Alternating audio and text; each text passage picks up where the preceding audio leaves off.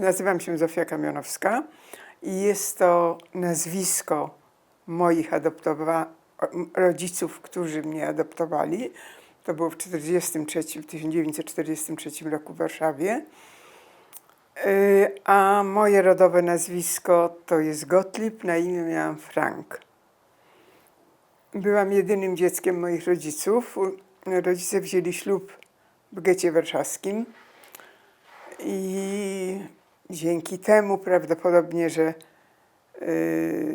mój tata pochodził z dosyć zamożnej rodziny, myśmy mieli tą możliwość wyjścia z getta pod koniec 1942 roku. Z tego co wiem, wszystkie te wiadomości uzyskałam od mojej cioci, czyli rodzonej siostry mojej mamy, która uratowała się po wyjściu z getta.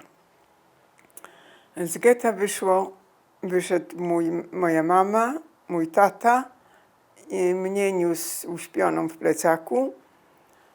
Załatwił z jakimiś tam ludźmi, którzy stali na tej wachcie,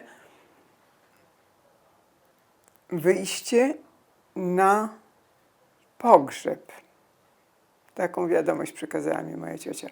Wcześniej mój tata pracował po polskiej stronie, przy tym murze, który odgradzał Żydów od Polaków. Stąd zaznajomił się z jakimś Polakiem, który załatwił dla nas piwnicę na ulicy Śliskiej. To była prawie ostatnia ulica poza gettem, znaczy prawie pierwsza ulica od getta. I myśmy tam przybyli, nas było 6.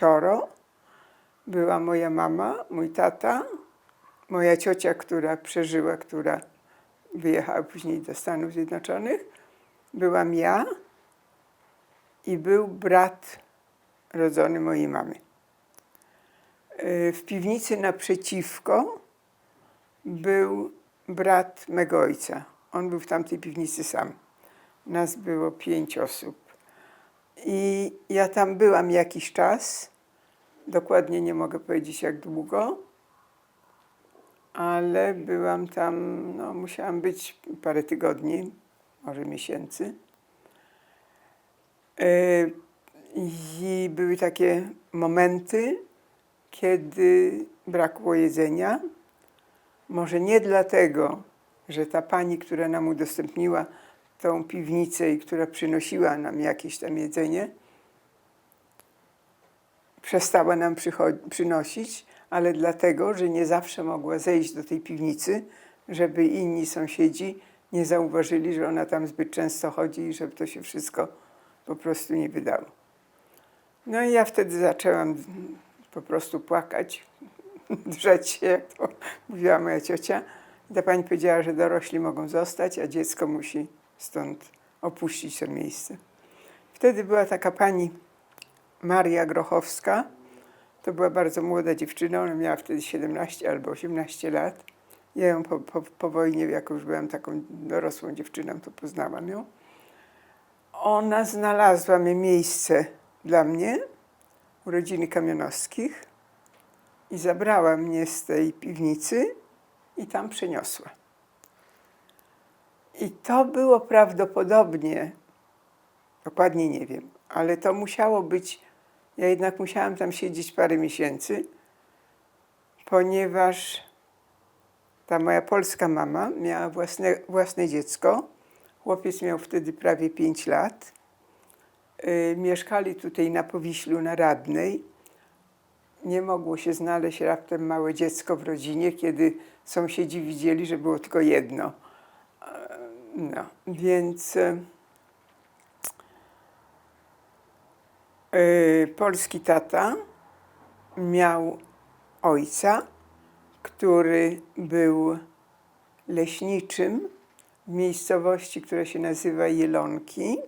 To jest mniej więcej jakieś 5 czy 8 czy 10 kilometrów od Ostrowi Mazowieckiej i myśmy tam pojechali. I tam zmarła dziewczynka, która miała na imię Zosia i miała to samo nazwisko, bo to była rodzina mego ojca. I ja robiłam za tą dziewczynkę. Dlaczego tak stosunkowo, w cudzysłowie, łatwo mogłem się przechować tam? Otóż dlatego, że to nie było we wsi, tylko to był folwark bardzo zamożnych ludzi, którzy poza folwarkiem mieli tam przed wojną wytwórnię piwa. Jak wojna się zaczęła, to był bardzo piękny taki willa piękna, nie wiem czy willa, czy posiadłość można nawet powiedzieć. Jak wojna się zaczęła, to oni zebrali trochę rzeczy i uciekli do Rumunii. I dziadkowi Kamionowskiemu zlecili pilnowanie ich własności. Także jak myśmy tam przyjechali, to byliśmy oddaleni od wsi co najmniej o 2 albo 3 kilometry. No i tam ja byłam od 1943 do końca wojny. Potem wróciliśmy do Warszawy i wróciliśmy do tego, rodzice chcieli wrócić do tego samego mieszkania, ale tego domu już nie było, więc w jakieś tam inne miejsce mama znalazła z babcią puste mieszkanie i zamieszkaliśmy na ulicy Topiel. To był dom, który był zbudowany w 1938 roku, także był stosunkowo nowy, nie bardzo zniszczony, pamiętam, że nie było okien. I tam zamieszkaliśmy. Najpierw zajęliśmy 3-pokojowe mieszkanie, ale jak rodzina tej mojej polskiej babci i polskich rodziców wracała z wojny, to żeśmy ich przyjmowali. Także w sumie w 3-pokojowym mieszkaniu, które całe to mieszkanie miało około 100 metrów, mieszkało 16 osób. I tak mieszkałam do 22 roku życia. Także było dosyć dużo gospodyń. Moja babcia zajęła łazienkę, która była nieczynna i z tej łazienki zrobiła kuchnię. Także mieliśmy kuchnię w łazience i pokój, co miał 25 metrów, ponieważ rodzice kochali psy, więc zawsze był jakiś duży pies jeszcze. Nas było 5 i duży pies. Pokój był z balkonem, także pies zawsze mógł sobie na balkon wyjść. I tam mieszkałam do 22 roku życia, po czym się tak złożyło przez różne znajomości, że miałam możliwość wyjechania do Francji. Bardzo chciałam się nauczyć języka francuskiego i trochę zarobić na mieszkanie, ponieważ już wtedy były tak zwane spółdzielnie mieszkaniowe i przez jakieś znajomości zostałam wpisana na listę tej spółdzielni i czekałam na to mieszkanie. Do dziś pamiętam, że wkład do tego mieszkania kosztował 7 000 złotych, a ja zarabiałam 900 złotych w tamtych czasach. Także to była jakaś bardzo duża suma. I ten wyjazd do Francji umożliwił mi zebranie tych pieniędzy. Także jak byłam prawie rok chyba i 2 miesiące w Paryżu, uczyłam się języka, pracowałam tam. No i jak przyjechałam, to ktoś tam spróbował pomóc mi i pomógł faktycznie. Ja to mieszkanie dostałam dużo wcześniej, nie czekałam 7 lat. To mieszkanie było w tym samym domu, w którym w tej chwili mieszkam, na parterze, na pierwszym piętrze, przepraszam. Ono miało 20 metrów. Ja oczekiwałam, że dostanę tak zwane 2 pokoje, co miały wtedy 34 metry w tym domu, bo bardzo chciałam mieć własną sypialnię, żebym nie musiała codziennie rano słać łóżka. Niestety to się nie sprawdziło. Także mieszkałam tutaj sporo lat.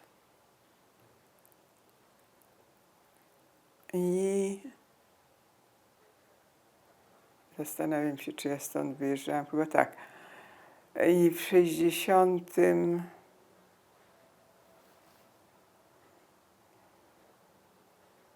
Moment. W 63 albo 4 roku wyjechałam na rok do Francji. Tam się uczyłam francuskiego, tak jak mówiłam, i pracowałam, jakoś się utrzymywałam. Jak przyjechałam, to wprowadziłam się do tego mieszkania na pierwszym piętrze. Potem lata leciały.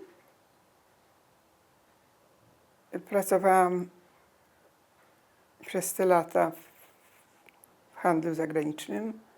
Miałam dosyć dobrą pracę, bardzo byłam z niej zadowolona. Ponieważ znałam angielski, francuski, miałam możliwości wyjazdu za granicę.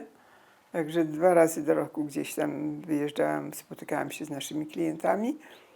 No i w związku z tym w tamtych czasach powodziło mi się jako tako. To znaczy zarabiałam lepiej niż moje koleżanki, o tak można powiedzieć.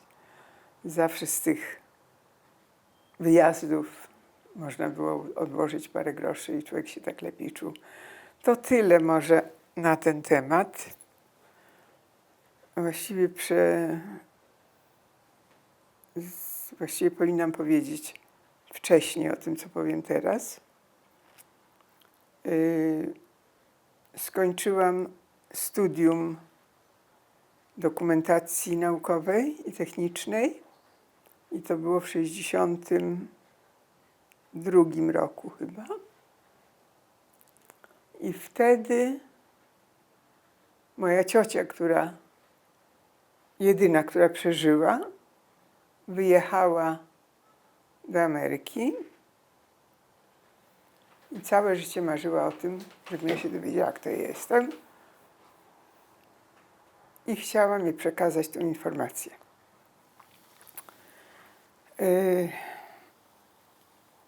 I to się stało w 62 roku. Tak, w 62 roku. Moja rodzina od strony mamy, żydowska rodzina, pochodziła z niedużego miasteczka pod Warszawą. To miasteczko nazywa się Zakroczym.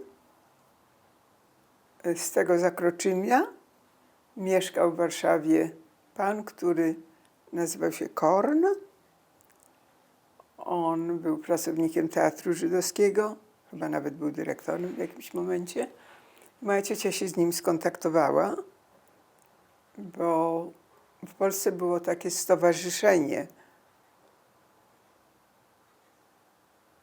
zakroczymiaków. W jakimś momencie ciocia się skontaktowała z tym stowarzyszeniem i dotarła do tego pana Korna i on miał mnie zawiadomić o tym, kim ja jestem. Pamiętam, że była Wielkanoc. Moja mama oczywiście była absolutnie przeciwna temu, polska mama, a mój tata się zgodził i zanim poszliśmy do tych państwa Korn, to on mnie o tym powiadomił. Pamiętam nawet, jak to było. Mieszkaliśmy wtedy na Lipowej. No i zostałam powiadomiona o tej historii.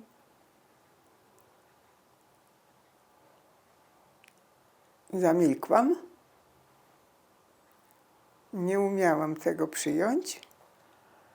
A po jakiejś godzinie poszliśmy do tych państwa, to była Wielkanoc, poszliśmy do tych państwa na zaproszenie i poznałam tam państwa Korn i ich 2 dzieci, z którymi do dzisiejszego dnia jestem w bardzo dobrym kontakcie. Obie dziewczyny mieszkają w Göteborgu. Mamy bardzo dobry kontakt do dzisiaj.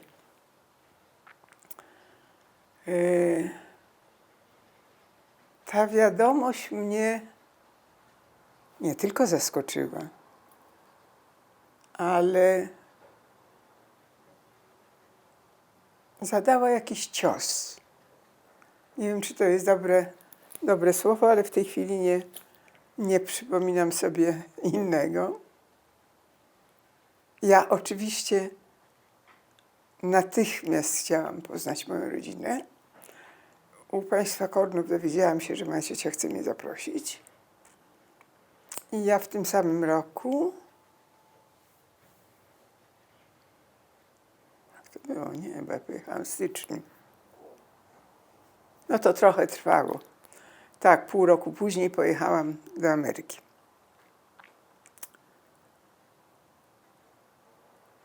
Przed wyjazdem przyrzekłam sobie, że gdyby mnie tam spotykały nadzwyczajne rzeczy, to ja wrócę do mojej polskiej rodziny.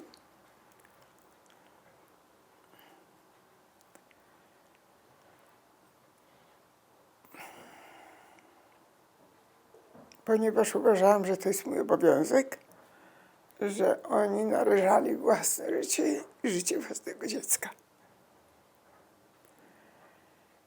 Moja ciocia zaprosiła mnie na rok.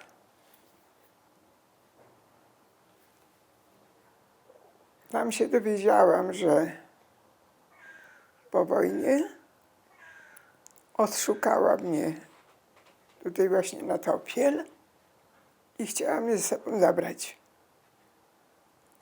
Moi polscy rodzice na to się nie zgodzili. Ona spotkała swojego krajana z Zakroczymia, Janka,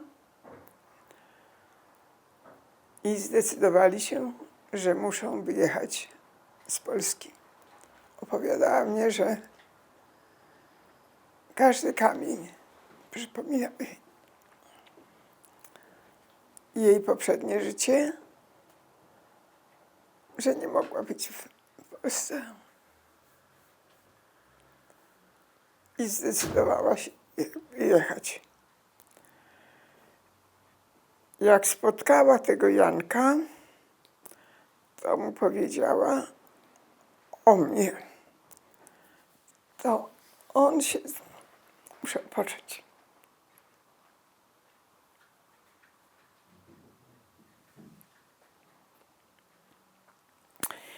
On podjął decyzję, że przyjedzie do Warszawy. Oni już byli poza Warszawą gdzieś, oczekiwali na zezwolenie na wjazd do Niemiec, do tej strefy amerykańskiej. On wrócił do Warszawy. Moja ciocia wiedziała, że ja jestem w przedszkolu i on mnie chciał z tego przedszkola wykraść, ale się nie udało. I tak to się zakończyło. Jak już byłam taką dziewczynką 8, 10, 12-letnią, to moja ciocia z Ameryki pisała do mnie listy. Zawsze pytałam, co to za ciocia. A moja mama mi mówiła, a wiesz, ty byłaś taką śliczną dziewczynką i ktokolwiek przychodził do domu, to ty wszystkim mówiłaś ciocia i to taka jedna z tych cioć, która jest w Ameryce, ona cię bardzo lubi, ona przysyła ci te listy i przysyła różne paczki tam z ubraniem, jak co chcesz, to napisz co chcesz. Ja tak pisałam, ta ciocia przysyłała, właściwie ciocia mnie tam ubierała, że tak powiem. I tak było właśnie do tej historii, o której wcześniej opowiedziałam. Nie wiem, czy to się klei, czy... No. Także w 62, nie, chyba w 63 roku pojechałam do Stanów. Pojechałam do Stanów i tam się dowiedziałam całej historii. W domu tym polskim, u moich polskich rodziców kamionowskich, nigdy się o tym nie mówiło. To było trochę trudne, bardzo trudne dla mnie, bo był moment, że ja po 2 miesiącach, ta Ameryka coraz bardziej mi się podobała. Ta żydowska rodzina mojej cioci też bardzo mnie dobrze przyjęła i ja się świetnie tam czułam. I zaczęłam mieć przebłyski takie, że prawdopodobnie zostanę.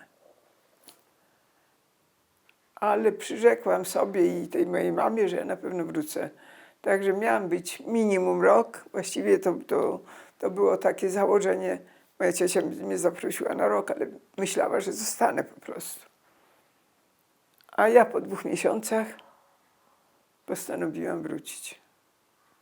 No i to był dramat dla mnie, to był dramat dla mojej cioci, to był dramat dla jej rodziny. Ona już wtedy miała 2 dzieci, męża. Oboje pracowali, prowadzili taki prywatny biznes, taki drugstore mieli. I ja wróciłam.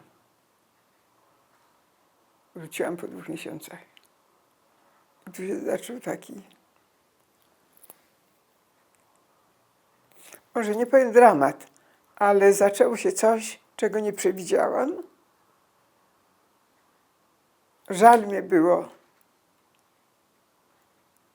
mojej żydowskiej rodziny, a tu już jakoś się nie mogłam normalnie odnaleźć. Finał był taki,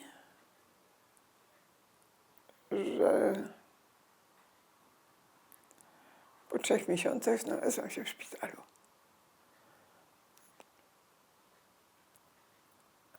Lekarze nie wiedzieli, co jest. A to były takie, w tamtych czasach nie było tych chorób. Znaczy, lekarze szukali jakiejś fizycznej choroby, a to były moje przeżycia. Wtedy tak lekarze nie orientowali się, że taka dziewczyna, która ma tam 20 parę lat, może mieć jakieś głębsze przeżycia, tym bardziej, że ja o tym nigdy nic nie mówiłam. Także po 1,5 miesiąca oni mnie wypisali z taką listą, że nie wolno mnie tego jeść, nie wolno mnie tamtego jeść, niczego mnie nie było wolno jeść. No ale to takie były historie. Miałam taką potrzebę powiedzenia moim koleżankom, kim jestem, bo uważałam, że jak nie będą wiedziały, to ja ich oszukuję. Straciłam kilka. Nie wszystkie to zaakceptowały, ale były takie, które ze mną zostały.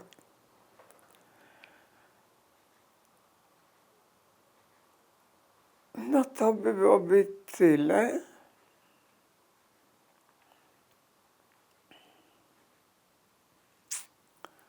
Te pół roku po tym przyjeździe z Ameryki to było naprawdę bardzo dramatyczne.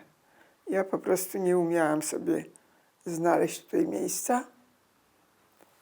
Poza tym, jak szukałam pracy, to rodzice mi mówili, nie odsłaniaj się, będziesz miała trudno. No i ponieważ miałam polskie nazwisko, więc nie opowiadałam o sobie nic więcej. Pracowałam w handlu zagranicznym przez wiele lat. Różnych historii musiałam wysłuchiwać. Nasi klienci to byli przeważnie Żydzi z Belgii, z Francji, z Niemiec. No to takie było. Nieraz dzwonili do nas w różnych sprawach. Tak się odkładało telefon. To zawsze były jakieś zabawne określenia. Ktoś pytał, kto to dzwonił. A, to ten Żyd z Belgii dzwonił. Nie używało się jego nazwiska, mimo tego, że wszyscy znali. Także ja tym bardziej uważałam, że nie mogę się odsłonić. To było trudne. Czyli była pani w takim ukryciu po prostu? Tak, oczywiście. W pracy cały czas. No i tak przepracowałam do 80. Nie. Kiedy był stan wojenny? 81. W 81, tak? No. I miałam przyjaciółkę, która wyjechała rok wcześniej do Szwecji. W pracy nie mieliśmy co robić, bo już nie było towaru, nie mieliśmy czym handlować, to siedzieliśmy, czytaliśmy książki w szufladzie. I ona dzwoniła co jakiś czas. Zofia, przyjedź, tu jest takie piękne niebo, a ty tak kochasz kolory. Takie głupoty mi opowiadała. I ja rzeczywiście mogłam wziąć 2 miesiące urlopu. Dostałam 2 miesiące urlopu. W jakiś nadzwyczajny sposób załatwiłam sobie samolot do Sztokholmu, co było bardzo trudne. Ale nasza firma, w której pracowałam, miała tam możliwości, bo załatwiała dla nas bilety do różnych krajów. Także one mi pomogły i dostałam ten bilet w końcu i pojechałam do Szwecji. Pamiętam, pojechałam 9 grudnia 83 roku, tak? Mówiliśmy o No stan wojenny w grudniu 81. 13. Tak, 81. 9 grudnia pojechałam na 4 dni przed stanem wojennym 81 roku. No, to i tam mnie zastał stan wojenny, czego nikt się nie spodziewał. Byłam w obcym kraju. Przyjechałam na 1,5 miesiąca, maksymalnie 2. Wszyscy byli wystraszeni. Ja oczywiście też. Nigdy nie byłam za odważna. I w rezultacie po kilku miesiącach, można było wracać do Polski. Były tam jakieś możliwości, statkiem można było wrócić, zdaje się. Ale nikt się nie spieszył, więc ja się też nie spieszyłam. I po kilku miesiącach, to było chyba na początku kwietnia, pamiętam, że była taka pani, która miała na nazwisko Gradin. Ona była ministrem do spraw zagranicznych i ogłosiła przez środki masowego przekazu, że wszyscy Polacy, którzy są w Szwecji, oficjalnie i nieoficjalnie mogą w Szwecji zostać, uzyskać zezwolenie na pobyt i zezwolenie na pracę. Ja wtedy jeszcze nie byłam zdecydowana. Cały czas przeciągałam ten mój pobyt i wreszcie jedna z koleżanek mówi: słuchaj, albo jedź do Polski, albo jedź na policję i się zgłoś, bo już jesteś prawie 4 miesiące i jak się zgłosisz jeszcze trochę później, to mogą podejrzewać, że jesteś szpiegiem. I ja się zaczęłam śmiać wtedy, ale coś zakiełkowało w mojej głowie i mówię: rzeczywiście zostaję. I poszłam, zgłosiłam się na policję i dostałam te dokumenty. Zaczęłam się uczyć szwedzkiego, to dosyć taki łatwy język. Jest bardzo mało gramatyki w stosunku do tego, co jest w języku francuskim, to prawie tej gramatyki nie ma. Może trochę przesadzam. I po pół roku można się było już dogadać. I po pół roku znalazłam pracę na czarno i pracowałam prawie rok. Jaka to była praca? Prowadziłam sklep spożywczy w jakimś tam towarzystwie, bo to kręciliśmy się między Żydami i Polakami. Młody człowiek tam miał wtedy, miał tyle lat co ja, tam jakieś, może trochę młodszy był. Ja miałam 40, może miał 38. Zakochał się w Czeszce i on prowadził ten sklep, on był lekarzem. Ten sklep mu potrzebny był do życia lepszego. I pojechał do Czech. Miał być tam 2,5 miesiąca. Zostawił mi ten sklep i ja prowadziłam ten sklep. Oczywiście on przyjechał po pół roku. Ja już byłam tak strasznie wymęczona, że nawet miałam ten sklep prowadzić w niedzielę, to już te ostatni miesiąc to nie otwierałam tego sklepu. No i po tym czasie on przyjechał i rozstaliśmy się bardzo sympatycznie. Przepraszał mnie, że tak długo trwało, no ale tak się złożyło. Po czym jak przestałam pracować w tym sklepie, to była dosyć ciężka praca, bo ja musiałam wstać o 5 rano, o 5:45 jechałam do piekarni, odbierałam 10 bagietek, jechałam dalej do tego sklepu, robiłam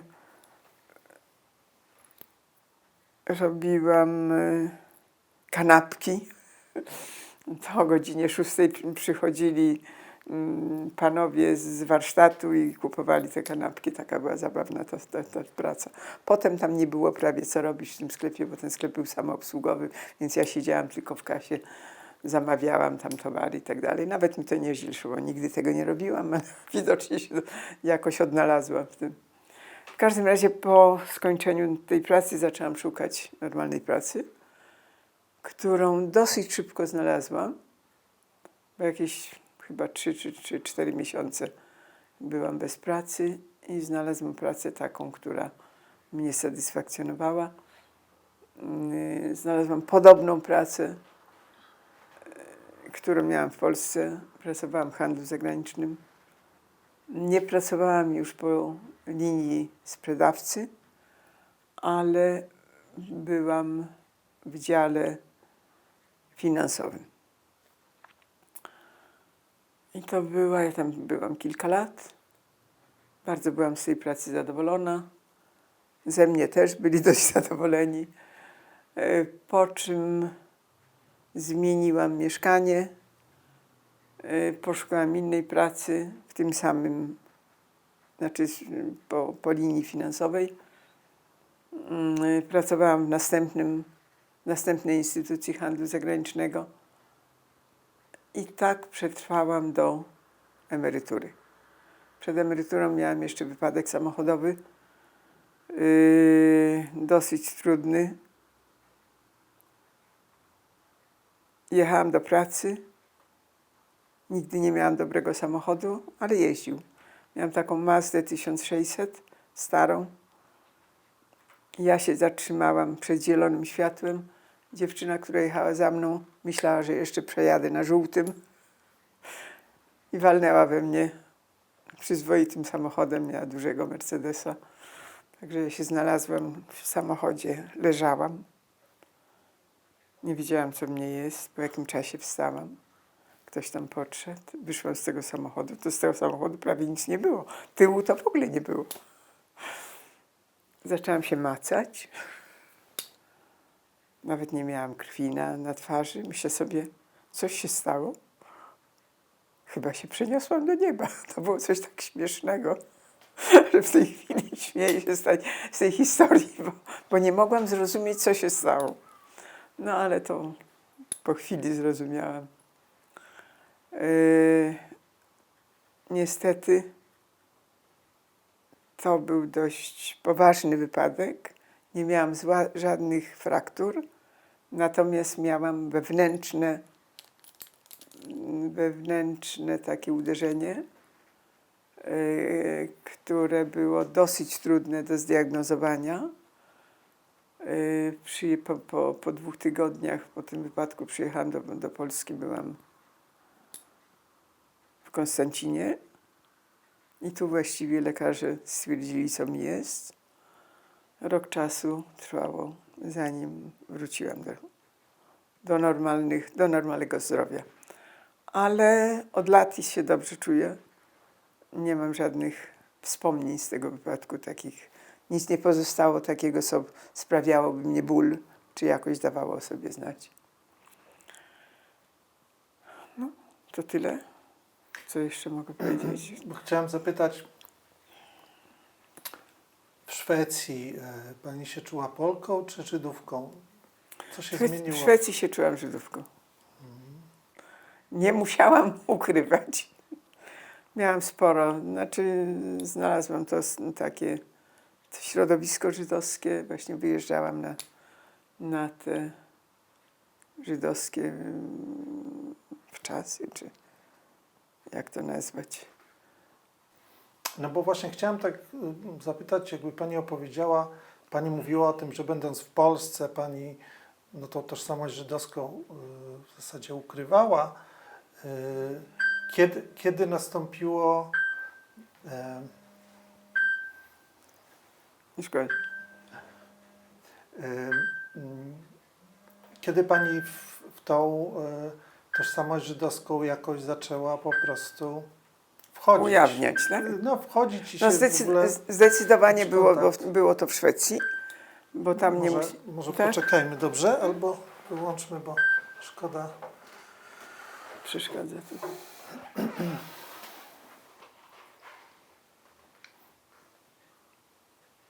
No, chyba się skończyło. No bo pierwszy taki pani kontakt, tak jak rozumiem, był z rodziną pani cioci jakby, tak? Czy w ogóle wcześniej, no bo też jakby to chodzi o to pytanie, pani dowiedziała się o swoim żydowskim pochodzeniu, o losie swojej rodziny biologicznej. Co to dla pani znaczyło? Czy pani w ogóle w tamtym momencie... W tamtym momencie było tak. Ja byłam wychowana w katolickiej rodzinie. To znaczy moja mama taką bardzo wielką katoliczką nie była, chociaż chodziła do kościoła. Natomiast babcia chodziła i do kościoła, i na majowe, i na jakieś inne. I ja po prostu w tej rodzinie wychowana byłam jako katoliczka. Mój brat, ten Kamionowski, powiedzmy sobie, on nie interesował się religią, ale ja bardzo. Moja babcia mnie w to wciągnęła. Także w momencie, kiedy się dowiedziałam, kim ja jestem, to był taki dramatyczny moment dla mnie, bo straciłam, dzisiaj to się inaczej o tym mówię, ale wtedy było to dla mnie bardzo ważne, bo ja straciłam jednego Boga, a do drugiego Boga nie mogłem się przekonać. I w momencie, kiedy się o tym dowiedziałam, postanowiłam, że przestanę chodzić do kościoła i przestanę wierzyć w to wszystko, co wierzyłam do tej pory. W nową religię jej zupełnie nie znałam. Też nie mogłam jej zaakceptować i postanowiłam, że będę bezwyznaniowa. To było tak prawie z dnia na dzień. To był dosyć duży dramat, bo dla takiej dziewczyny, która miała 21 czy 2 lata, to naprawdę ta religia dla mnie była w tym domu polskim ważną rzeczą. W każdą sobotę chodziłam, w każdą niedzielę, w niedzielę chodziłam do kościoła, chodziłam na wszystkie majowe, to nawet moja mama mnie prowadzała. Także ja byłam normalnym dzieckiem wychowanym w polskim, katolickim domu i jakoś wierzyłam w tego Boga katolickiego. W momencie, kiedy się dowiedziałam, kim ja jestem, od razu odrzuciłam jakąkolwiek religię. Jedną odrzuciłam, do drugiej nie umiałam się przekonać i pomyślałam sobie, że tacy ludzie też żyją, którzy nie wierzą w żadnego Boga i ja tak będę żyła. I tak pozostało do dziś. Czyli nie mogła pani pozostać po prostu katoliczką? Nie, bo ponieważ wiedziałam, że moi rodzice wierzyli w innego Boga, wie pani, dzisiaj to się inaczej to o tym mówi, ale to był jeden Bóg w tamtym czasie, a ten był inny. Katoliczką nie chciałam zostać, ponieważ wiedziałam, że moi rodzice wierzyli w inną wiarę i ponieważ zginęli tragicznie, to jestem im winna hołd i nie mogę wierzyć w katolicką religię.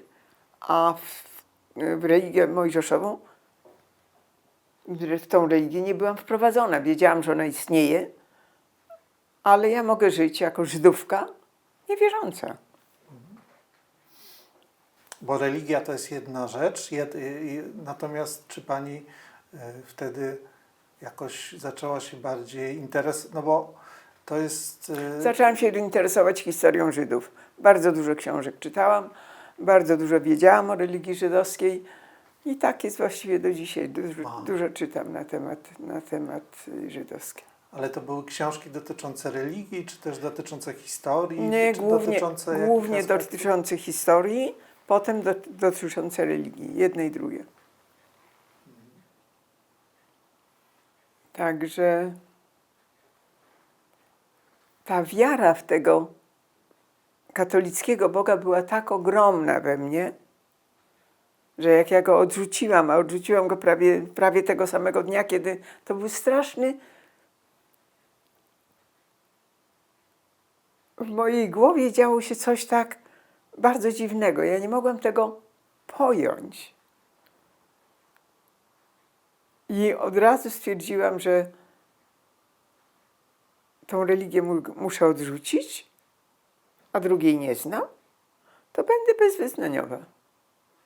Ale w tym momencie stwierdziłam, że ja jestem Żydówką. I to było dla mnie bardzo ważne. Ale czy to było coś... Znaczy oczywiście to rozumiem, że to był ogromny szok, ale czy to było dla Pani czymś niekomfortowym? To znaczy, pomijając te kwestie religii, czy bycie Żydem... Nie, wręcz przeciwnie. Wręcz przeciwnie. Uważałam, że rodzice byli Żydami i ja jestem Żydówką. I nie ma żadnej innej kwestii, nie ma żadnych,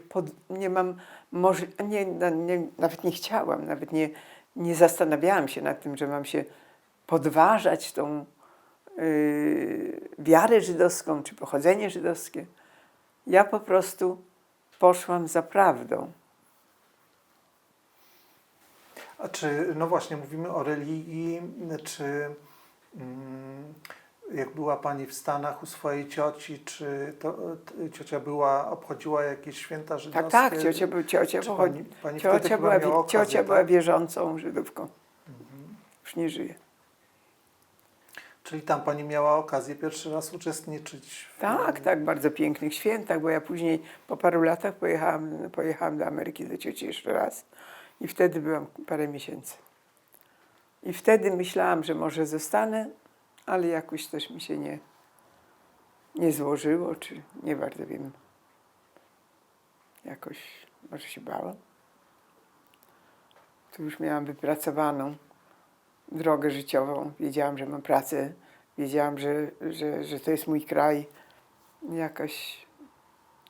Chociaż jechałam, po drugi raz jak jechałam, to jechałam z tą myślą, że może tam zostanę. Ale też nie wyszło. Oczywiście moja ciocia i za pierwszym, i za drugim razem miała ogromny żal do mnie, że ja nie zostałam. A czy jakoś, jak to wydarzenie wpłynęło na relacje Pani z rodzicami, z Kamionowskimi, z Państwem? Takie same relacje były jak poprzednio. Nic się nie zmieniło. Ten temat w ogóle nie był poruszany. I to było dziwne.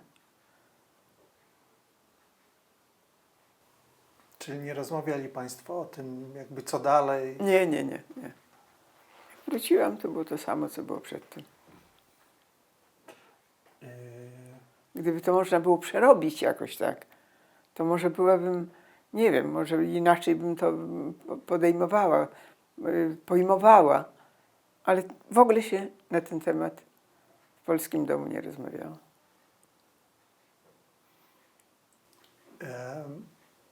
Ale uczestniczyła Pani dalej oczywiście w jakichś, rozumiem, nie chodziła Pani do kościoła, ale Pewnie, w rodzinnych... święta były to normalnie. Tak, i święta były. A w 1968 roku Pani coś odczuwała? W 1968 roku byłam w Paryżu. Aha. Także to mnie minęło. Przyjechała koleżanka mojej mamy, Marysia Szaruch, z rodziną, z synem i z mężem. I oni wyjeżdżali do Australii. Oczywiście wiedziałam, co się w Polsce dzieje, bo tam były różne... I gazety czytałam, i telewizję oglądałam.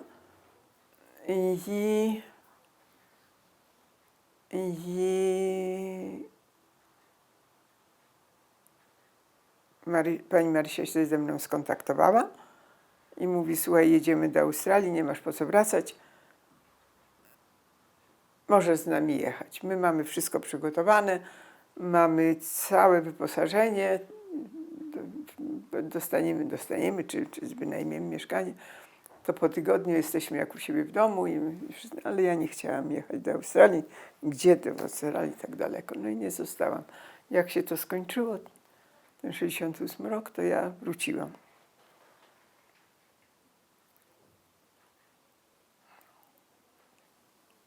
A w Paryżu, no w Paryżu też był 68, tylko inny, prawda? No tak, ale w Paryżu byłam w żydowskim środowisku cały czas, także ten 68 rok nie dotyczył mnie, ja byłam obcokrajowcem, dotyczył głównie Francuzów, a przede wszystkim studentów, bo to tam się zaczęło.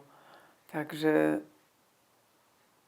ja miałam wtedy, kiedy to był 62 rok, to ja tam miałam 21, nie, trzeci chyba był. Trzeci musiał być. Tak. To ja jeszcze taka byłam, przede wszystkim byłam zajęta nauką i byłam zajęta pracą. Ta praca była dla mnie, ta praca nie była aż tak ciężka, ale ja nie byłam przyzwyczajona w domu do pracy. Moja babcia mówiła do mojej mamy: naucz ją, żeby ona coś umiała zrobić, naucz ją gotować, naucz ją tam piec ciasta. Moja mama mówiła: jeszcze zdąży. Także jak ja pojechałam do Paryża i opiekowałam się trojgiem, dwoma chłopcami, trzeci już miał 17 lat, to on się opiekował sam sobą. I trzeba było ugotować obiad, to ja byłam nieszczęśliwa, bo w ogóle nie wiedziałam, od czego mam zacząć. No ale dla mnie zawsze jakieś książki były. Ta moja znajoma była, która mnie tam zabrała do tego Paryża. No i ktoś mnie tam zawsze jakoś podpowiadał i po jakimś czasie nauczyłam się gotować tego, co trzeba było. Pani mówi, że była Pani w środowisku żydowskim w Paryżu. Tak. To znaczy, to byli Żydzi polscy, francuscy? Polscy i francuscy, na początku polscy. Ten wyjazd był bardzo przypadkowy. Ja chciałam gdzieś pojechać. Chciałam pojechać, żeby zarobić na to mieszkanie. To był mój główny powód do wyjazdu. I tutaj na tej ulicy zaprzyjaźniłam się z państwem, którzy się nazywali Hoffman. To była tak zwana moja przyszywana ciocia. Ona się bardzo interesowała moim losem. Wiedziała od początku, ponieważ miała sąsiadkę, a mąż tej sąsiadki był bratem rodzonym mojej polskiej mamy. Pani Hoffman, którą nazywałam później ciocia, była Polką, ale wyszła za mąż za Żyda. Poznali się na Syberii. Oboje się tam poznali, oboje wywiezieni byli na Syberię z jakichś tam powodów. No. I ona się bardzo mną interesowała.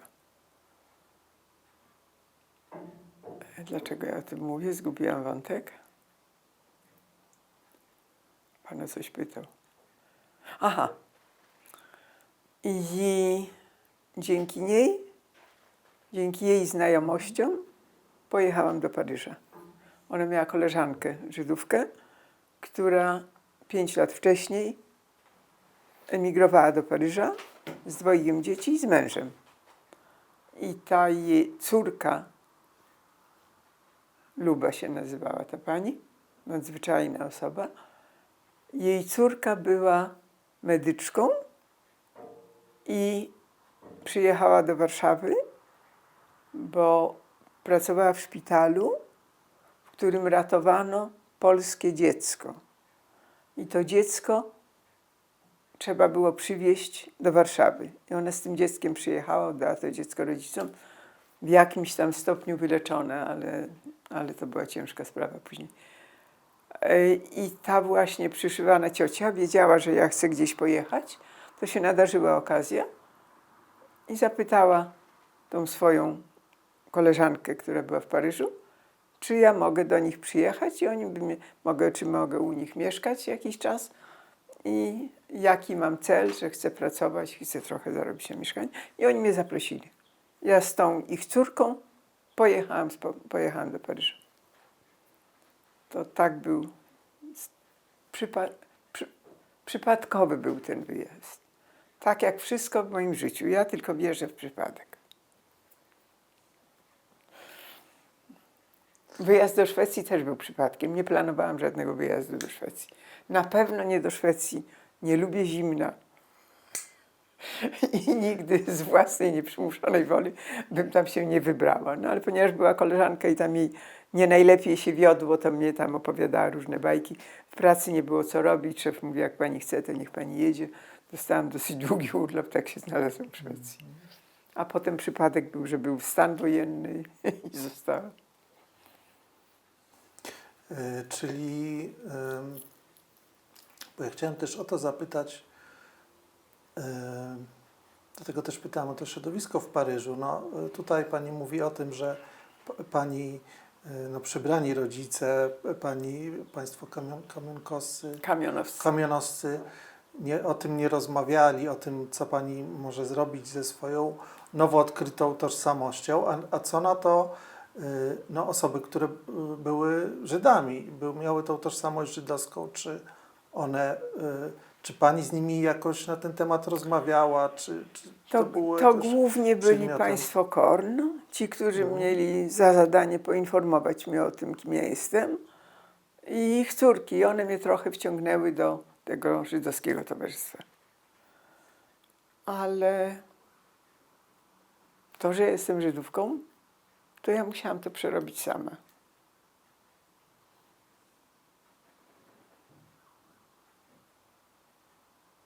Tak jak mówię, w pracy nigdy o tym nie mówiłam, bo wiedziałam, że to nie byłoby dla mnie zbyt przyjemne.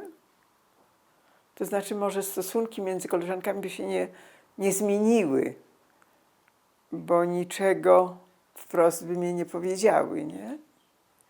Ale za plecami byłabym tą Żydowicą.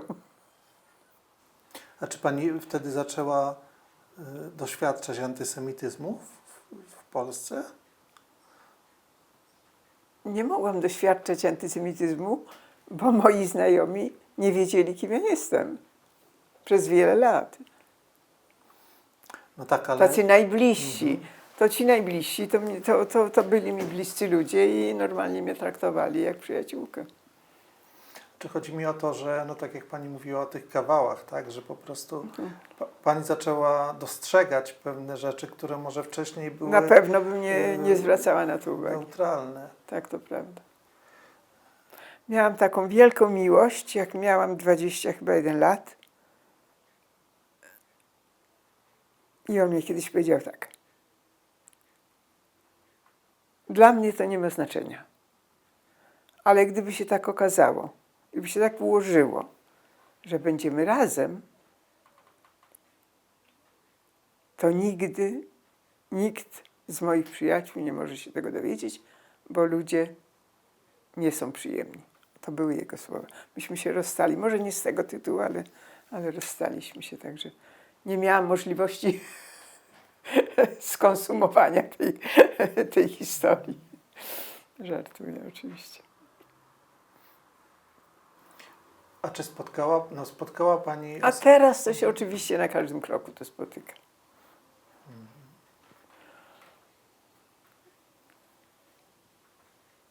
Jeśli chodzi o osoby z podobnym doświadczeniem,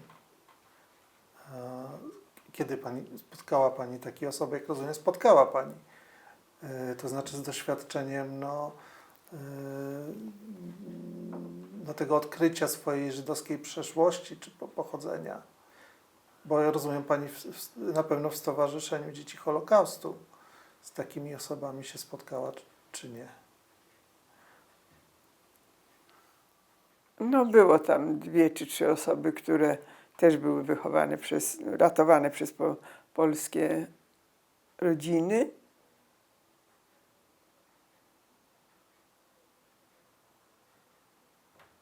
Ale to były różne losy, niepodobne do moich. Była jedna, która miała dosyć ciężkie życie. Była w takiej rodzinie dosyć chyba alkoholowej. Dosyć szybko się dowiedziała, kim naprawdę była. Opowiadała, że ta jej polska matka jej tam wymyślała od Żydówek, takie były historie. Ale tam nie było tak dużo osób, które miały podobny życiorys, co ja. Jedna, może 2. Tak, chyba tak było. bo chciałem zapytać w zasadzie o taką, no pytam też o te środowisko szwedzkie, żydowskie, to znaczy o taki pani proces no jakiejś pracy z tym. Pani sama powiedziała, że to w jakiś sposób pani musiała to przerobić w sobie. Jak to przepracować, wyglądało przez dekady? To znaczy tak, ja jak się dowiedziałam, kim ja jestem, to ja to absolutnie rozsądnie przyjęłam i nawet się, nie wiem, mogę powiedzieć, nie mogę powiedzieć, że się cieszyłam, ale byłam dumna, że jestem Żydówką. Nie wiem dlaczego. Dzisiaj. Bo nie miałam specjalnie wiedzy na temat Żydów. Nieraz w domu się, ten jest Żyd albo tamten. Przychodził taki pan, który też uratowany był przez Polaków. Ale to był sporo starszy pan ode mnie. To do nas tam od czasu do czasu przychodził. To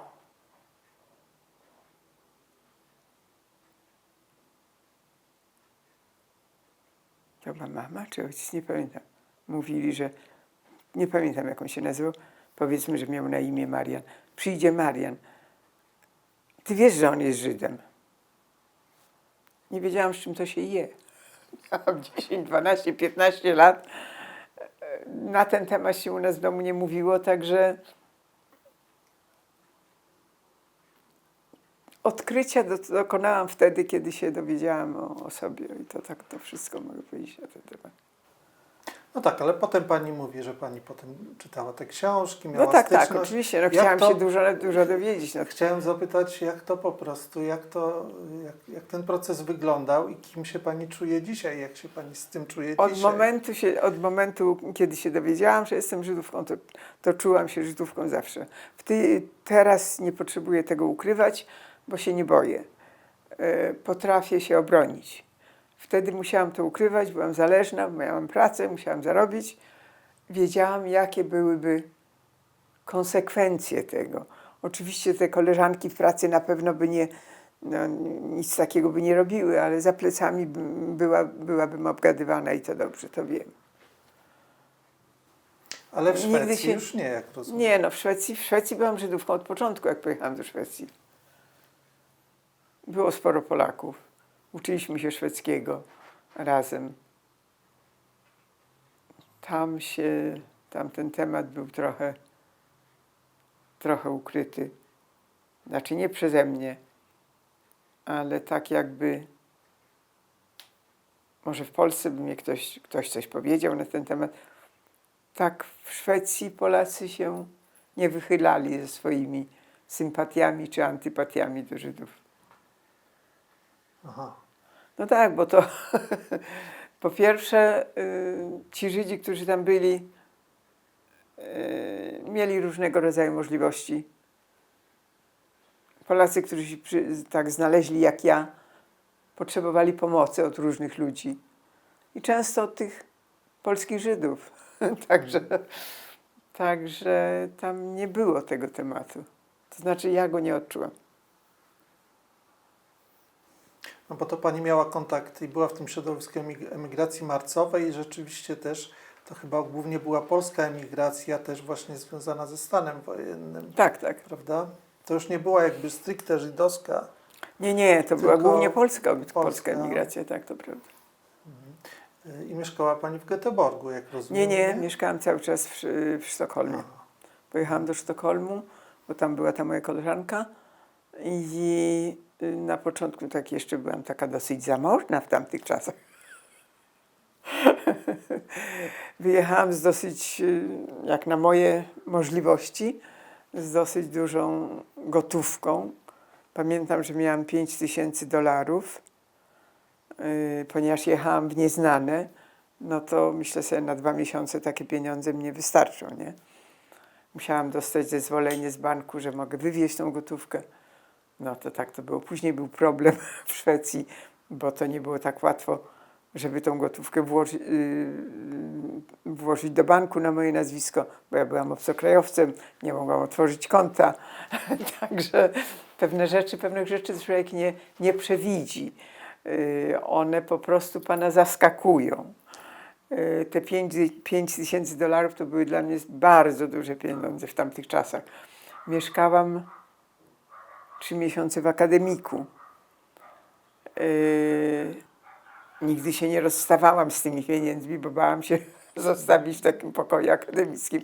I tam było dużo ludzi było. Jedni byli normalni, znaczy normalni byli wszyscy.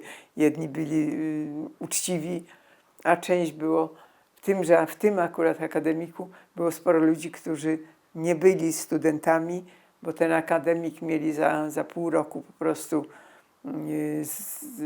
zamknąć i wybudować nowy. Także oni dosyć dużo ludzi z Polski tam mieszkało, bo to było dosyć tanio. To były 4 pokoje, 1 łazienka i dosyć duża kuchnia i myśmy z tym 4 osoby mogły tam mieszkać. Także nie zawsze posiadanie pieniędzy jest tylko przyjemnością. W tym momencie było dla mnie kłopotem. Dopóki nie dostałam zezwolenia na pobyt i na pracę, a trwało to kilka miesięcy, to gdzieś tam chowałam te pieniądze ze sobą i wszędzie je nosiłam. Śmieszne, że teraz o tym akurat wspominam, ale tak było. No to była na tamte czasy, przynajmniej z polskiej perspektywy, Tak, na to pewno było bardzo duże duża pieniądze. kwota, prawda? Tak. A I te pieniądze mogłam zarobić tylko dlatego, że pracowałam w handlu zagranicznym. Jak się wyjeżdżało, dostawaliśmy diety, zawsze się brało jakieś jedzenie na te parę dni.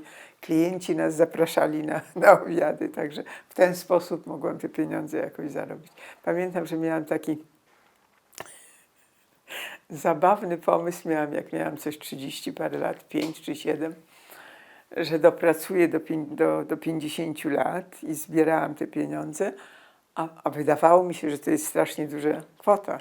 To była na Polskę duża kwota, to prawda. I jak będę miała 50 lat, to przestanę pracować i zacznę wyjeżdżać za granicę, bo tak mi świat bardzo interesował. Stało się inaczej. Poza tym ten pomysł w ogóle był nierealny nawet na tamte czasy. Te 5 tysięcy dolarów w Polsce było naprawdę dużymi pieniędzmi dla młodej kobiety, natomiast za granicą to nie były aż takie wielkie pieniądze. a dlaczego pani zdecydowała się wrócić do Polski? Dlatego, że nigdy, może dziwne, że to powiem, mieszkałam tam, pracowałam tam, miałam dobre prace. Mogę powiedzieć, że wdzięczna jestem Szwedom, że dali mi takie możliwości, bo tam naprawdę było łatwo się, no może nie zadomowić, ale łatwo było żyć. Teraz jest trochę trudniej, sporo się zmieniło. Ale ja zawsze kochałam Polskę. Także jak już się zbliżałam do emerytury, to wiedziałam, że jak dostanę emeryturę, to wrócę do Polski. Brakowało mnie nawet języka polskiego, chociaż dobrze mówię po szwedzku. Brakowało mnie reakcji ludzi innej. Ja miałam 40 lat, jak ja stąd wyjechałam, to ja już byłam ukształtowanym człowiekiem. To już nie można mnie było zmienić. Już nie mogłam się... Ja się oczywiście dostosowywałam. Ja przyjmowałam różną wiedzę, taka, która była mi potrzebna do życia w Szwecji. Ale to nie było to samo, czego ja w Polsce nie musiałam się uczyć, tylko nabierałam z latami po prostu. I co najtrudniejsze dla pani było nie wiem, w kulturze szwedzkiej, w społeczeństwie szwedzkim? Bardzo chciałam zbliżyć się do tego społeczeństwa. Oni są bardzo różni od nas, są bardzo korekt, są bardzo uczciwi, ale ich odczucia są diametralnie inne od naszych. Ja mam taki śmieszny przykład. Kiedyś zostałam zaproszona na taki wieczór do szwedzkiej rodziny. Od razu się dowiedziałam, że powinnam przynieść wino, ale nie miałam pojęcia o tym, że to własne wino będę piła. I tam było ze 20 osób, bardzo było przyjemnie, można było sobie posłuchać dobrego szwedzkiego, pochwalić się własnym. I to byli ludzie w moim wieku. I w pewnym momencie podziękowałam. Trochę ludzi tam wychodziło wcześniej, ale ja tak, jeszcze było sporo ludzi. Podziękowałam i zdecydowałam, że też już pójdę do domu. No, podziękowałam gospodarzowi i wyszłam. Po czym on zbiegł po schodach i mówi: Sofia, zostawiłaś swoją butelkę. Jaką? No tą, którą przyniosłaś z winem, nie wypiłaś całego. Ja mówię: no to ktoś wypije. Nie, bo przecież to ty przyniosłaś to wino. To było dla mnie takim szokiem, że po tylu latach na pana pytanie, co mnie tak dziwiło, no to właśnie od razu sobie to przypomniałam. Oni mają zupełnie inną, ja nie wiem, czy to nazwać kulturą, inne, to wychowanie też nie, inne zwyczaje życiowe, o tak bym to określiła. Obyczajowo. Obyczaje, tak. Bardzo są otwarci, naprawdę przyjmowali nas, nie tylko mnie. Bardzo byli ciekawi tej Polski. Ale jak pamiętam, rozpoczęłam pracę w takiej dosyć ciekawej firmie też handlu zagranicznego. Jak już wspominałam, nie po linii takiej sprzedawcy, tylko finansowej. To ci ludzie bardzo byli ciekawi, co się dzieje w Polsce. A tam był taki zwyczaj w biurach, że o godzinie przychodziło się na 8, o 9 wszyscy razem, cały dział, pił kawę. To było prawie że obowiązkowe. Ja, ponieważ nigdy w życiu, piłam od czasu do czasu, ale kawy do dzisiaj nie lubię, to powiedziałam tej swojej szefowej, że ja dziękuję za kawę, ja zostanę w pracy, ja będę robić coś, co... Na początku bardzo byłam zainteresowana tą pracą, chciałam szybciej się jej nauczyć. No to było nie do pomyślenia, że ja zostanę w pokoju i będę coś robić, bo to jest taki czas, gdzie wszyscy są razem, gdzie mamy, to bardzo ładnie po szwedzku się nazywa umgås, czyli z życiem ze sobą. No więc ponieważ nie piłem kawy, to ona pytała mnie, jaką ja piję herbatę. Kupiłam jej świetną herbatę, czajniczek do picia i miałam tą herbatę, piłam z nimi. I każdy coś o czymś opowiadał, co się zdarzyło ostatniego dnia, coś wyjątkowego, ktoś sobie coś kupił. Bardzo byli ciekawi, jak tam było w Polsce. To jak opowiadałam im o tym, że mieszkałam w 3 pokojach z kuchnią, które miało 100 metrów kwadratowych i mieszkało nas 16 osób, to nikt nie chciał w to wierzyć. Mój szef mówi: Sofia, ty chyba żartujesz. Ja mówię: nie. Także oni nie wiedzieli dużo o tej Polsce. Nie wiedzieli o tym, co było po wojnie. Nie wiedzieli o tym, co działo się rok czy 2 lata temu. Bardzo byli tego ciekawi. I rzeczywiście parę osób z tej firmy po roku, jak ja tam pracowałam, przyjeżdżali do Polski. Z ciekawości. Aha.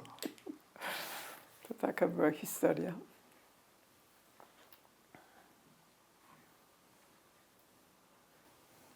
A czy kontakt wtedy Pani utrzymywała tutaj z rodziną?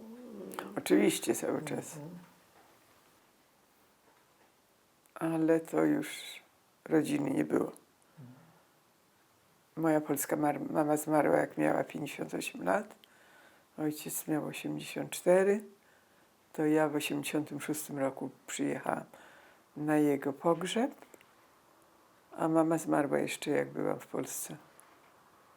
Miałam chyba 20 parę lat.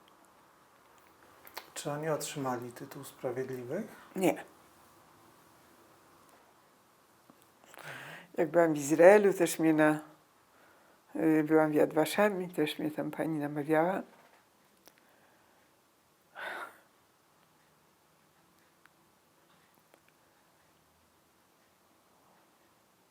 Oczywiście mogłabym, ja nawet dostałam 2-krotnie z Yad Vashem wiadomość, że pytano mnie, dlaczego nie wystąpiłam o ten tytuł.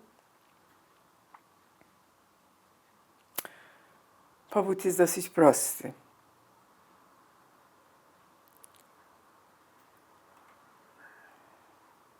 Może powinnam wystąpić, ale ja cały czas miałam te dwie rodziny. To, co hamuje mnie, żeby wystąpić o ten tytuł, to, że moja polska mama, kiedy miałam jeszcze, ile wtedy miałam, 3 lata po wojnie, nie zdecydowała się, żeby mnie oddać do mojej właściwej rodziny.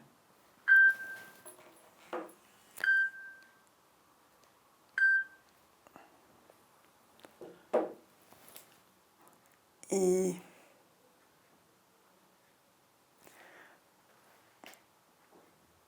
prawdopodobnie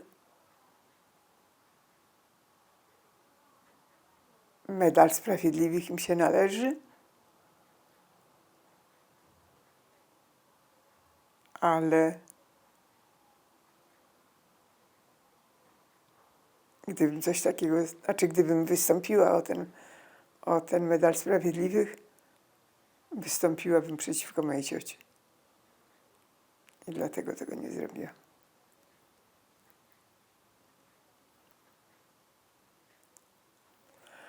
Podobno moja mama powiedziała tak, że jak się znajdzie moja mama, to oni mnie oddadzą. A do siostry mamy nie chcieli mnie oddać. A w tej piwnicy było tak, że ja dokładnie nie wiem, jakie były relacje tej pani, która nam tą piwnicę udostępniła. Ale ona miała jakiś związek albo jakieś kontakty z Niemcami. To mi mówiła ciocia. I w jakimś tam momencie przyszedł do tej piwnicy Niemiec, być może to się rozniosło, nie wiem, i zabrał moją mamę. I moja ciocia mi mówiła, że ona błagała tego Niemca, żeby pójść z nim zamiast mojej mamy, ponieważ moja mama ma potomstwo. Ten Niemiec się nie zgodził. Prawdopodobnie ją rozstrzelał. Nigdy więcej nie wiedzieliśmy, co się stało. Potem była dramatyczna historia, bo w tej piwnicy przeżyła ciocia i przeżył mój tata żydowski. Na dzień przed wyzwoleniem, 16 stycznia, nie? Było wyzwolenie Warszawy. On tak strasznie chciał zobaczyć swojego brata, który był w piwnicy po drugiej stronie podwórka, że wyszedł z tej piwnicy i chciał przebiec przez to podwórko i zabiła go bomba. Także moi polscy rodzice go pochowali po wojnie na cmentarzu żydowskim, ale zupełnie nie wiem gdzie. Także nie chodzili tam, nie zarejestrowali. Wiem, że pochowali go na Okopowej. Także przeżył 43, 2,5 roku. Przeszło 2 lata. Czyli oni byli w tej piwnicy też podczas powstania warszawskiego? Cały czas byli w tej piwnicy. A jeśli chodzi o brata taty, on przeżył? Brat tatę przeżył. Tak jakoś było, że miałam z nim bardzo mały kontakt. Taką historię znam od mojego polskiego ojca. Ich było 2. mój tata i jego brat. Podobno to był dość zamożny dom. Zatrudniona była Polka do prac różnych domowych. I ten mój brat taty to nie jest wujek, tylko stryj. I ten mój stryj zakochał się w tej Polce.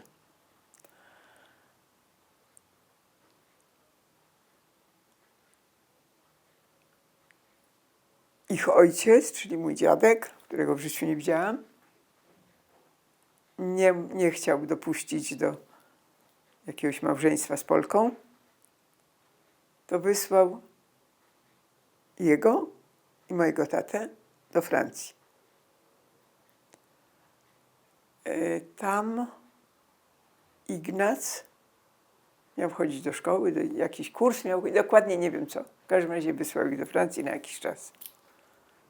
To było przed wojną. No i po jakimś czasie oni wrócili.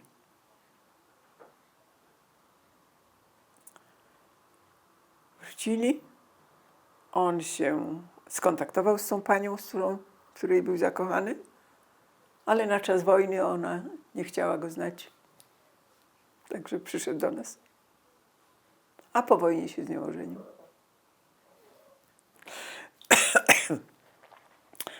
Także ja jeszcze pamiętam, że jak miałam tam 5-6 lat, oni mieszkali gdzieś na Woli.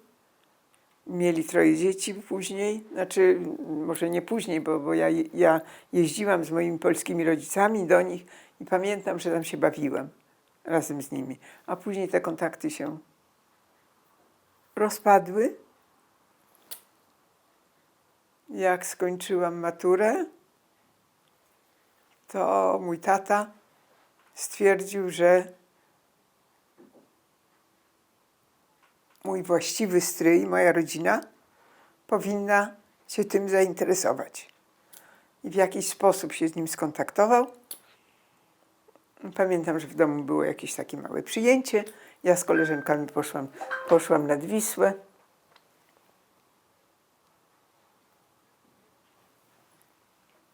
I wtedy on przyszedł do nas. Jakoś tak nie chciał czekać. I pamiętam, że przyniósł mi prezent. To było wieczne pióro Watermana. Potem widziałam go jeszcze może ze 2-3 razy, ale jakoś nie był zainteresowany, żeby się ze mną kontaktować. Miał 3 dzieci. Jeszcze była taka historia. Ten najstarszy syn pracował w biurze projektowym i w tym biurze projektowym w tamtych czasach, to było dosyć duże, jedno z większych biur w Warszawie, założyli spółdzielnię budowlaną. I wtedy ja miałam tam iść do tego stryja i prosić go o pomoc w przyspieszeniu tego mieszkania. Ale ja, ponieważ uważałam, że on się mną nie interesuje, to ja nie poszłam. To chyba poszła moja mama z ojcem. No i on na tyle przyspieszył to mieszkanie, że ja rzeczywiście nie czekałam 7 lat, jak miałam czekać 7 lat na to mieszkanie wtedy. I ja go chyba dostałam po roku, czy może po 1,5. Ja pamiętam, że pojechałam do Paryża i jak przyjechałam, to mieszkanie czekało już na mnie. Także takie miałam kontakty, więcej kontaktów nie było. Może nie chciał, żeby, nie wiem. Nie wiem, jak to było. Raz jeszcze go spotkałam, chyba nie. Nie pamiętam. No w każdym razie takie miałam kontakty. Przykro. Jak się nazywali pani biologiczni rodzice? Bo tego pani nie powiedziała. Powiedziałam, nazywali się tak, jak ja przejęłam ich nazwisko, przecież Gottlieb. Tak, ale imiona? Mama miała na imię Łaja, tata miał na imię Marek. Bo chciałem też zapytać o to zdjęcie, które pani przekazała do kolekcji Muzeum Polin. Jakby pani mogła o nim trochę opowiedzieć? Tyle tylko wiem, że jedyne zdjęcie rodzinne, które przechowała moja ciocia, jeszcze jedno było, które przechowała moja ciocia, to mi powiedziała, że cały czas trzymała to zdjęcie na piersiach i w ogóle się z nim nie rozchodziła. To zdjęcie jest, no nie powiem, że zabawne. Mama była w takiej pięknej sukni, siedzą, bo to prawdopodobnie, no, na pewno było gdzieś u fotografa. I to zdjęcie miałam wiele lat, tutaj miałam w sypialni na ścianie blisko mego łóżka. I dopiero w ubiegłym roku jakoś tak bardziej się przyjrzałam temu zdjęciu, komuś pokazywałam je i zobaczyłam, że mój tata siedzi i w lewej dłoni ma papierosa na tym zdjęciu, na tym ślubie. Znaczy po ślubie, no zdjęcie poślubne było takie. Ślubne zdjęcie, nie poślubne. Przepraszam. Czyli kto jest na tym zdjęciu? Na tym zdjęciu jest moja mama, mój ojciec, jest 2 czy 3 kobiety, które pewno były świadkami. O, właśnie. Chyba 1 mężczyzna. Te osoby stoją, mama i tata siedzą, a te osoby stoją za nimi. W którym roku ślub był rodziców? Musiał być 41. Tak mi się Bo wydaje. to ślub w getcie, Tak. bo jak rozumiem tą historię, oczywiście pani zna od cioci. Tak. Czy ciocia szczegółowo pani opowiadała o tym, co się działo, jak to wyglądało, co się działo w getcie, co się działo potem? Ciocia mnie nie opowiadała szczegółowo, bo ja byłam tak strasznie zamknięta na wszystkie informacje. Ja ją nieprawdopodobnie silnie chciałam poznać. Ale jak tam pojechałam, bardzo mi się ta rodzina podobała. Jej postępowanie, to była bardzo przystojna pani i nieprawdopodobnie pracowita. Miała już wtedy 2 dzieci. Aileen miała jakieś 5 lat, a syn miał chyba 17. 16, 17, może 18. Ja w pewnym momencie poczułam, że ja chcę tam zostać. A przyrzekłam sobie w głębi, że muszę wrócić, bo jednak oni uratowali moje życie, narażali własne. Takie miałam postanowienie. Także ciocia trochę opowiadała o mamie, ale takich szczegółowych opowieści o różnych zdarzeniach, które się działy, albo nie słuchałam, albo nie opowiadała, albo nie chciałam, żeby opowiadała. Nawet nie umiem tego. Byłam tak zamknięta na to, że ja bardzo chcę poznać tą... Ja tam po pierwsze jechałam z ogromnym oskarżeniem. Tego nie mówiłam. Jak się dowiedziałam, że mam własną rodzinę i wychowana byłam w cudzej, to dla mnie było to nie do pojęcia. Ja jechałam tam po to, żeby jej powiedzieć, że mam do niej żal, że ona mnie nie zabrała. Wszystko inne się nie liczyło. Po czym się dowiedziałam, że ona mnie chciała zabrać. To mnie zmąciło w ogóle moje przesłanie.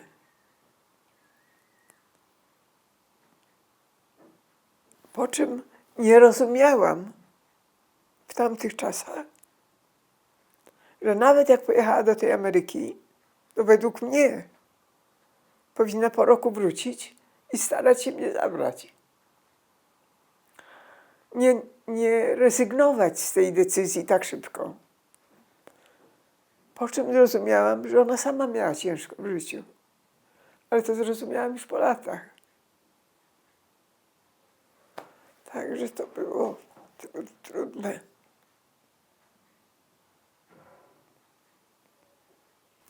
Czym ciocia zajmowała się w Stanach? Oni mieli biznes własny. Drugstore mieli. A, tak. Jak się nazywała? To oni sobie przybrali chyba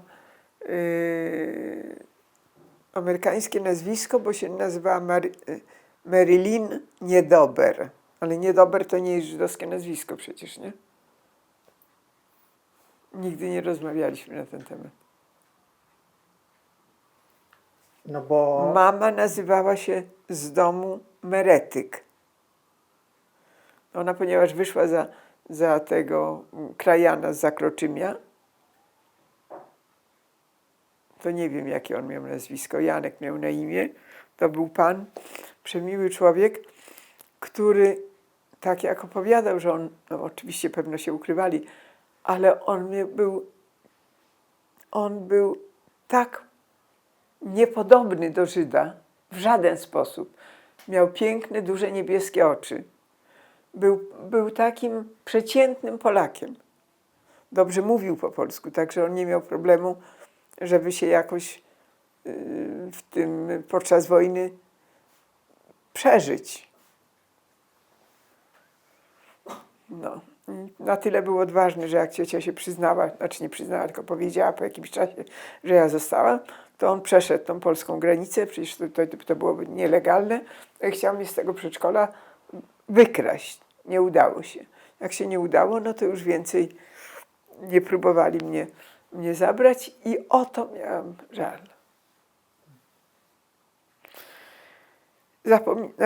Znaczy nie to, że nie rozumiałam pewnie, że im było w tej Ameryce na początku ciężko.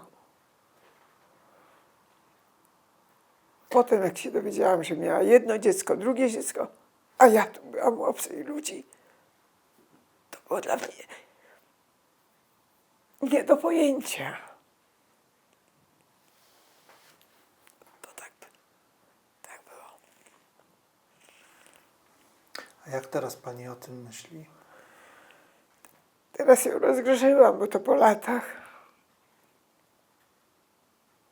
Tak widocznie musi być.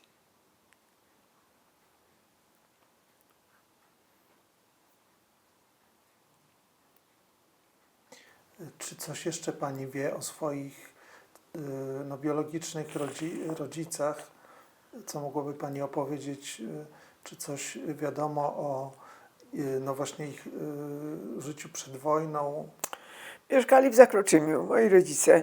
Dziadek był podobno bardzo takim zacnym człowiekiem. Całe to żydostwo, które tam mieszkało, bardzo go ceniło. To ciocia opowiadała. Tam był jeden albo dwa kościoły w tym Zakroczymiu. Dziadek bardzo szanował proboszcza. Na żydowskie święta proboszcz przychodził z prezentami i z życzeniami. Na polskie święta dziadek zawsze chodził na plebanię do kościoła i też składał mu życzenia. Pewnie może coś przynosił, tak sobie wyobrażam. No, to były takie historie. Także ciocia mówi, że to była dosyć znana w tym Zakroczymiu rodzina. Ten Zakroczym nie miał, tam było połowa albo 60% Żydów. To było Zagłębie Cebulowe.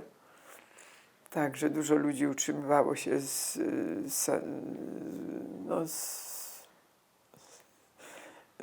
tej Z uprawy cebuli. Dziękuję. Były tam różne jeszcze inne techniczne możliwości. Dziadek się utrzymywał z handlu metalami.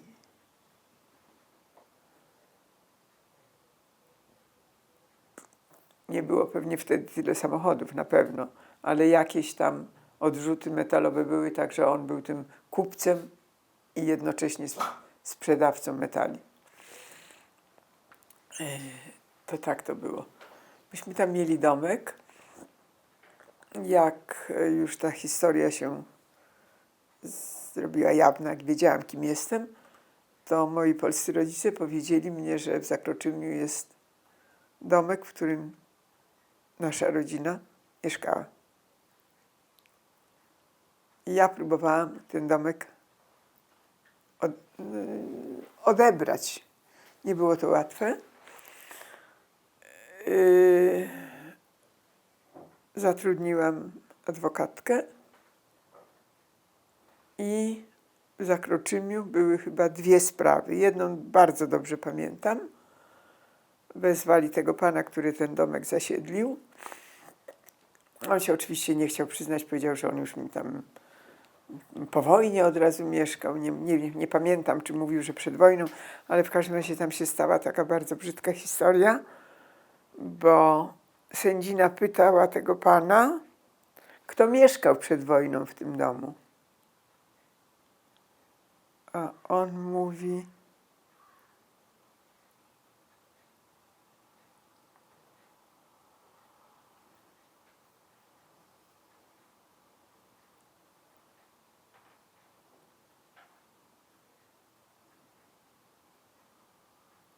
jakieś Żydy tam mieszkali. Coś jeszcze powiedział takiego, że było mi bardzo przykro. I tak pomyślałam sobie, że jak będę miała drugą sprawę prowadzić, to chyba zrezygnuję z tego domu. Ale to chyba była jedna sprawa, tak mi się wydaje. No i on później mnie tam jakieś pieniądze zapłacił za ten domek. Śmieszne, bo w tamtych czasach to nie były żadne pieniądze, ale i tak nie mogłem niczego innego zrobić. No w każdym razie tak się zdecydowałam. Także to było... Ale wygrała pani sprawę. Tak, wygrałam sprawę, tak. Nie wiem. Wiem, że było coś bardzo, czy on powiedział parszywe Żydy, czy coś takiego powiedział w każdym razie. Ta moja adwokatka zwróciła mu uwagę, to on się tam nie wycofywał z tego. No w każdym razie, bo jak to trwało z pół roku, ale sprawę wygrała.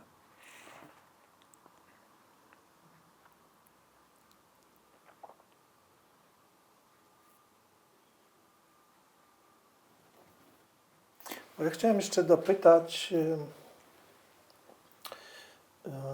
no oczywiście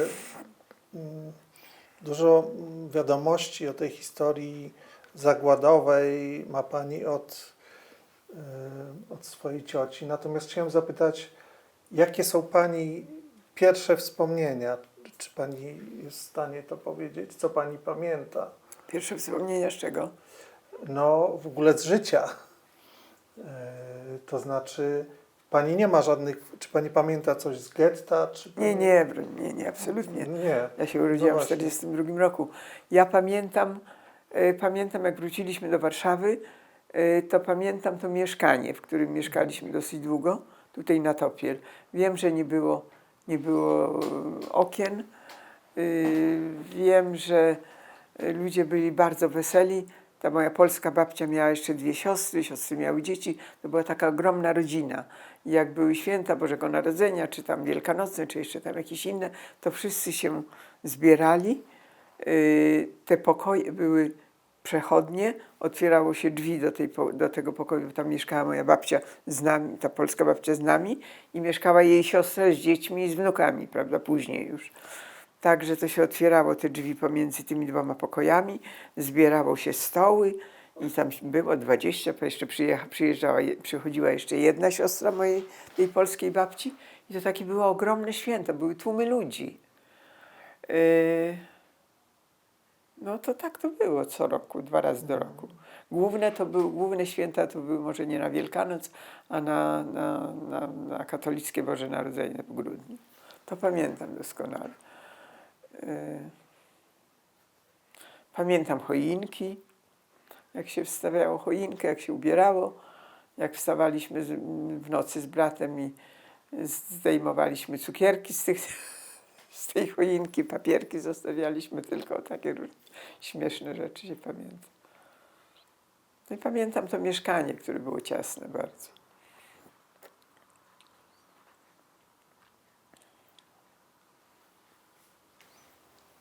Chciałem jeszcze na koniec zapytać, jak rozumiem, czy pani utrzymuje, no pewnie ma pani kontakty z rodziną swoich polskich rodziców, tak? czy No wie pan są co, jacyś że tak potomkowie? się stało, że jak przyjechałam do Szwecji, to żył tylko mój polski brat.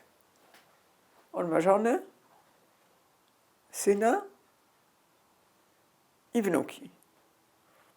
To przez kilka lat byłam tam zapraszana na święta, ale od wielu lat już nie jestem. Nie zastanawiam się dlaczego. Nie mamy żadnego kontaktu. A z żydowską rodziną ma pani kontakt? Żydowskiej rodziny też już nie ma. Cioci nie To ma. znaczy, Wujka nie ma. to są potomkowie A z dzieci i potomkami, wnuki tak, cioci. tak, ale z potomkami nigdy nie miałam, Mhm. nigdy nie miałam takiego zażyłego kontaktu. Ja tam byłam raz kilka tygodni, drugi raz byłam trochę dłużej. To córka miała chyba 15-16 lat. To jakoś nie wiem dlaczego. Jakoś nie było na tyle tego kontaktu dobrego, że na przykład jak pisałyśmy później listy, to pisałam do cioci, a nie do niej. Pisałam do cioci, a nie do jej syna. Także jakoś nie wiem, jakoś nie było tego porozumienia, czy nawet nie wiem dlaczego. Ta ciocia była dla mnie taką bardzo ważną postacią.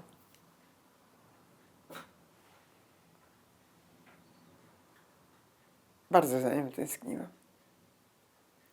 Był jeszcze taki moment, że po tym wypadku samochodowym, jak byłam w Szwecji, jak człowiek jest w takiej poniewierce trochę, może to nie najlepsze słowo, to postanowiłam się do niej odezwać.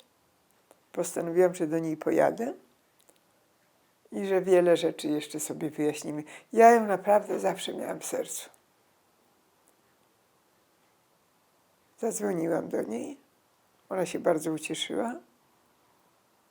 Powiedziałam, że chcę przyjechać. To był styczeń. To powiedziała mnie, że zmarł jej mąż, że przeprowadzili się do innego miasta, że ma 5 wnucząt. No i tak żeśmy sobie troszkę porozmawiały i powiedziałam, że bardzo chcę przyjechać i żeby się nie martwiła, ja przyjadę na własny koszt i tam chcę z nią porozmawiać. No chcę ją jeszcze, chcę do niej przyjechać. No ona mi powiedziała, że teraz to nie, bo jest styczeń i jest bardzo nieprzyjemnie. To ona mnie proponuje, żebym ja przyjechała w maju. To mnie już zmroziło. Bo dla mnie czy styczeń, czy maj, to było wszystko jedno. A potem był maj.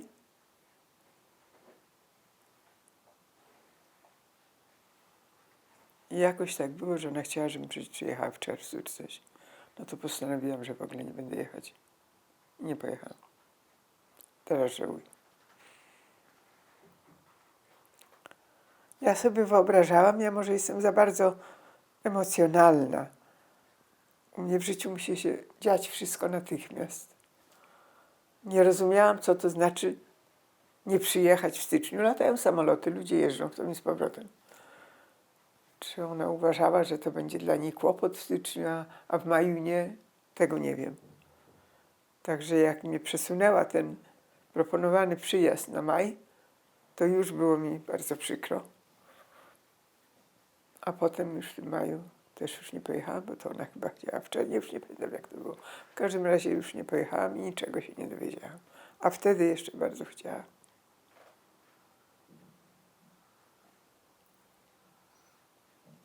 Czy teraz pani uczestniczy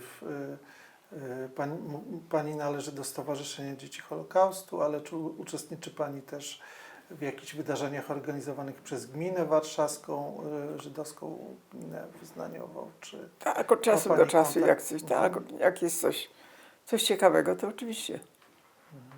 Do Babla chodzę. Także próbuję być na bieżąco w tym, co się dzieje w tym środowisku.